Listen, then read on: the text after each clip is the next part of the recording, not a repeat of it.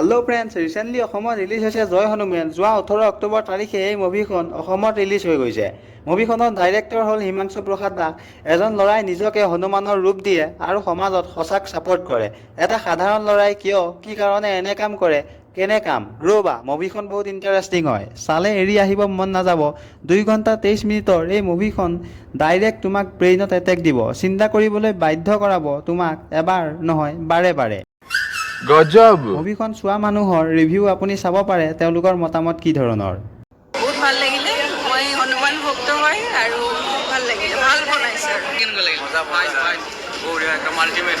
মানে পলিটিক্স যোনটো আছে না, অলপ কিছু মুহূৰ্ত শিকাই দিছে হিমাংশু প্ৰসাদে। চিনেমাখন খুব ভাল লাগিছে। মানে আজিকালি অসমীয়া চিনেমা ইমান ভাল ভাল অসমীয়া চিনেমা আহিছে আৰু মানুহে মানে আজিকালি আকৌ ট্ৰাষ্ট এটা আনিছে অসমীয়া চিনেমা ইণ্ডাষ্ট্ৰীৰ ওপৰত। 10ৰ ভিতৰত মই 8.5। বহুত ভাল লাগিলে। আমি পাৰ্টটোৰ কাৰণে ৰখি আছো। পাৰ্টটো মানে সঁচাকৈ জল্দি লাগে আমাৰ মানে পাৰ্টটো। বহুত ভাল লাগিছে, বঢ়িয়া বঢ়িয়া লাগিছে।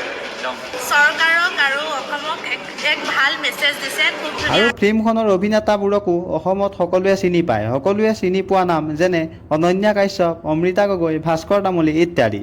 ফিল্মখন বক্স অফিচ কালেকশ্যনৰ কথা যদি ক'বলৈ যাওঁ, বক্স অফিচ কালেকশ্যন ইমান হাই নহ'ল যদিও যিদৰে আমি দেখি আহিছিলোঁ যে ইয়াৰ আগৰ অসমীয়া চিনেমা যেনে চিকাৰ, বিদুৰ ভাই বক্স অফিচ বহুত হাই গৈছিল। হনুমানৰ ডে 1ৰ বক্স অফিচৰ কথা যদি আমি ক'বলৈ যাওঁ, ডে 1ত হনুমান মুভিখনে কালেক্ট কৰিলে মুঠ 7 লাখ টকা, ডে 2ত জয় হনুমানখনে 5 লাখ টকা, ডে 3ত 13 লাখ, ডে 4ত 5 লাখ, ডে 5ত 5 লাখ, ডে 6তো 5 লাখ, ডে 7তো 5 লাখ আৰু ডে 8ত টোটেল 1 লাখ টকা কালেক্ট কৰিবলৈ সক্ষম হ'ল। আপোনালোকে এতিয়া ক'ব পাৰে যে ইমান কম কালেকশ্যন কিয়? হয়, এইটোৱে সঁচা। আমাৰ চেনেলত ৰিপৰ্টৰ ওপৰত অৰ্থাৎ চালি জাৰি চাইহে কালেকশ্যনৰ বাজেটটো দিয়া হৈছে। মুভিখন বহুতে ফ্লপ মাৰিছে বুলি ক'ব পাৰে, কিন্তু এতিয়ালৈকে অফিচিয়েল হোৱা নাই। এনেকুৱা ভিডিঅ'বোৰ পাই থাকিবৰ বাবে আমাৰ চেনেলটো ছাবস্ক্ৰাইব কৰিব। Thank U.